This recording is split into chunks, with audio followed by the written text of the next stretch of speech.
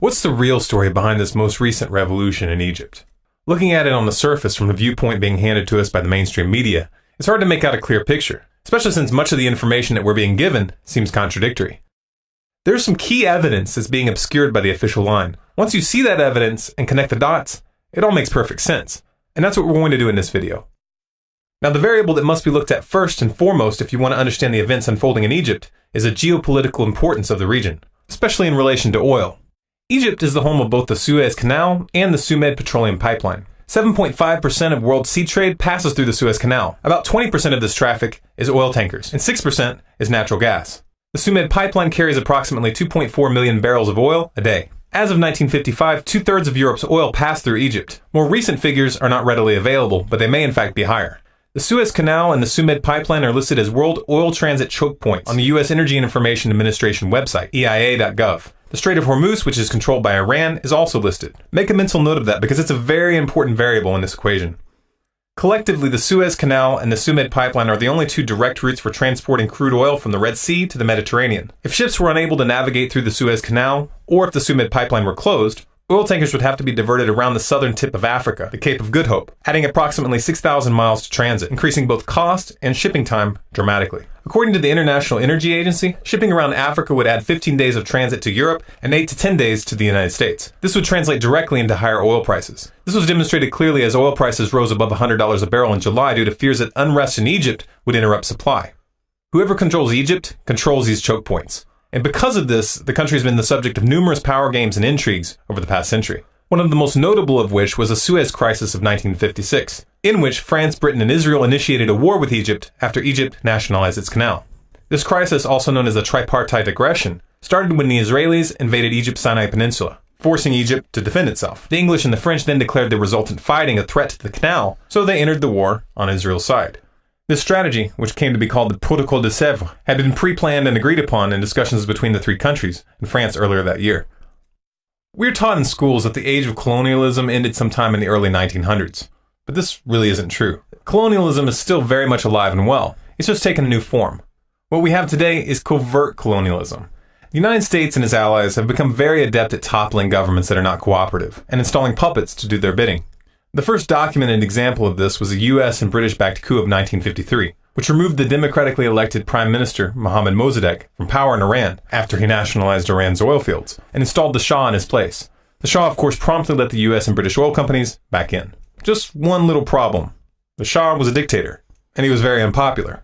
The Iranian people don't really like being ruled by puppets, so they overthrew the Shah in 1979 during the Iranian Revolution.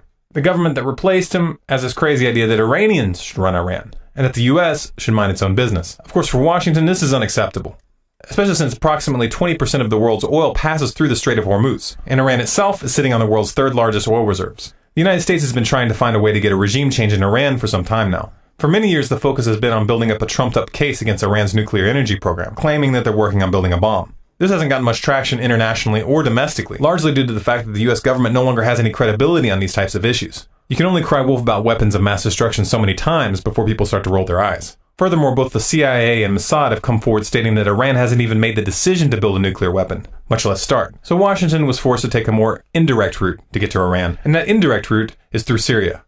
Syria is Iran's closest ally, and the two countries have a mutual defense agreement. So if the United States can find an excuse to enter Syria, it'll draw in Iran, and then they'll have their excuse for their war. This isn't just theoretical. The United States has been arming the Syrian rebels covertly for some time now, and recently they began arming them openly. Iran is responding by sending troops to Syria. Russia and China have taken Syria's side. Now, believe it or not, this crisis in Syria relates directly to the situation in Egypt, but in order to see how, we have to take a step back.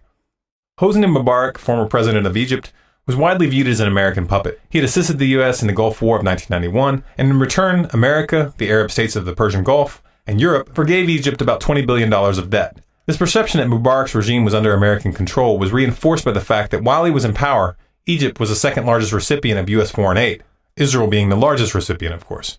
Though Mubarak had protected US interests for many years, in the final decade of his rule he began to push back on several key issues. Among these were his refusal to send troops to Iraq to assist in the 2003 invasion, and his rejection of the US nuclear weapons umbrella for Egypt in 2009. The US doesn't like it when their puppets push back, so they began covertly funding opposition groups to take Mubarak out of office. This effort culminated in the uprising of 2011. This doesn't mean that the uprising or the emotion driving it was fake. The Egyptian people were genuinely angry. Their discontent was real. The United States just channeled that anger to get the regime change that they desired. This would seem like a risky maneuver for the US, to take down a somewhat cooperative regime and leave the replacement up to chance. However, the simple fact of the matter is that it wasn't really left up to chance. The Egyptian people weren't in charge of the transition after Mubarak fell. The military was. And the military, with Hussein Tantawi, commonly referred to as Mubarak's poodle, put their support behind Mohamed Morsi, who was in reality just an American puppet of another flavor. Many people were fooled by this political sleight of hand because they believed that Mubarak was the root of the problem, and the illusion of change temporarily eased the public's discontent. This technique isn't new or novel in any way. In fact, it's a standard mechanism of control in so-called Western democracies. New puppets are ushered in periodically through elections, while the real ruling class remains thoroughly entrenched. That's the benefit of using a figurehead. They're disposable. Now, Morsi and the Muslim Brotherhood may have had their own agenda. They had their own reasons for seeking power. But the price they paid for their installment was their pledge of support for the U.S. campaign against Syria. The Egyptian people, however, began to catch on quickly. They didn't particularly want their country to be a vassal of the United States, nor did they like the direction that Morsi was taking Egypt domestically. So they rose up and they took to the streets in record numbers. The protests in July of 2013 were the largest in recorded history. 30 million people showed up. This number was especially astounding because Egypt only has a population of 82 million. This was a true popular uprising, and it was fully capable of toppling the Morsi regime by itself without the assistance of the military. However, if that had happened, the outcome would have been unpredictable, and Washington would have lost all leverage in the situation. The only way to avoid this was to have the military intervene preemptively and remove Morsi from power. By doing so, the military was once again in position to control the transition, and therefore influence the replacement. None of this really makes sense until you account for one crucial variable in the equation. While the puppets that are presented to the public as leaders are replaceable, the real source of Washington's influence is positioned within the Egyptian military. And the military hasn't lost any power in this crisis. In fact, it's strengthened its position. The military's move against Morsi was widely interpreted as a sign that they were allied with the people. Everyone seems to have forgotten that it was the military that put Morsi in power in the first place. He was their pick. And now the military has a new pick, El-Baradei. Just last week, Reuters quoted a source close to the Egyptian military high command as saying that El-Baradei was their first choice. And sure enough, El-Baradei was put forward as one of the top candidates to lead the interim government. In the end, he secured the role as vice president, even though his nomination was temporarily put into doubt due to rumors that he may be Washington's pick for the job. Now, of course, El-Baradei's supporters are doing their best to deny his connections to Western powers, but his resume speaks for itself. El-Baradei served on the board of trustees for the International Crisis Group. This page has since been removed from the Crisis Group website, most likely because a lot of people were linking to it as evidence. George Soros sits on the executive committee of the International Crisis Group, alongside Council on Foreign Relations member Morton Abramowitz, and Zbigniew Brzezinski is listed as a senior advisor. That should tell you something about the organization right there. Furthermore, just this past February, El-Baradei was working actively to get Egypt to accept a large IMF loan, which was of course tied to structural adjustments and austerities. Just his eagerness to bring in the IMF tells us everything we need to know. IMF loans with the strings that they attach are Trojan horses. They're used to bring countries under Western control by saddling them with unpayable debt. For more information on how IMF and World Bank loans are used as weapons, do a Google search for Confessions of an Economic Hitman. Now the details in Egypt are changing by the minute, and it may be that an entirely different puppet is put forth through the elections in the end, one that doesn't have any publicly traceable connections to the US or NATO. But make no mistake, these neo-colonialists will not just stand by and let the Egyptian people choose their own course. The control of the Suez Canal and the Sumed pipeline is too important. Either a new Western puppet will be installed, or there will be more interference, and the situation could degrade into a civil war. One way or another, this drama isn't over. If the Egyptian people don't want another US puppet, the military can't be allowed to run the transition. All remnants of the old regime's leadership in the armed services must be retired from service, and every politician with connections to the US, NATO, or their globalist front groups needs to be removed from the running. This is the only way that the Egyptian people are going to have any chance of self-determination. If you'd like to understand the real stakes of this conflict, please watch The Road to World War III. If this is a message that you feel people need to hear, then please share this video through as many avenues as possible.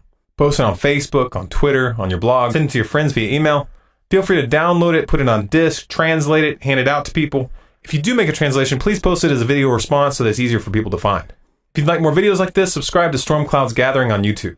You can find us on Facebook at facebook.com/StormCloudsGathering, on Twitter at Collapse Updates. You can find us on Google Plus by doing a search for Storm Clouds Gathering, and of course our website is stormcloudsgathering.com.